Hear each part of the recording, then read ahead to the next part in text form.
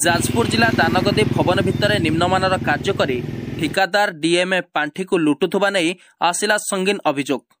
सूचना मुताबक दानगदी भवन में पूर्वर नूतन भवन में निम्नमानर कार्य करी विवाद रे आसीथिले जड़े वरिष्ठ ठिकादार। तेबे पुणी भवन में अंबुजा सीमेंट जहाँ पत्थर हो जाइथिबा सीमेंट को पकाई कार्य करा जाउथवा अभियोग होईछि। एथिरे स्पष्ट बारी होईछि जे नूतन सरकार को बदनाम करने को दलाल ठिकादार दानगदी भवन भितर निम्नमानर कार्य करी डीएमए पांठी को लुटिबा को उद्यम चलाइछि। सबुबेले पत्थर परिथिबा सीमेंट को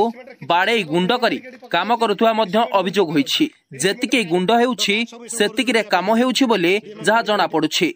जाजपुर जिला प्रशासन ए दिगरे दृष्टि दे एभली दलाल ठिकादारଙ୍କ विरोध रे दृढ़ पदक्षेप नेबा पई सुकिंदा विकास मंच पक्षरु दाबी हेउछि। लाइसेंस होती जेपी विश्वास जय प्रकाश विश्वास से तो अन्य जने काम करते प्रकाश नाना खाली मु जानती प्रकाश ना निम्न मान के उन्नत मानर मु जानि नै भाई एटा हो मु सुपरवाइजर काम करे मु देखिया हो मते हो काम करिवार हो करेवा दायित्व तार को मटेरियल लागिवो कोन हेतरे व्यवहार हबो से कथा मु जानि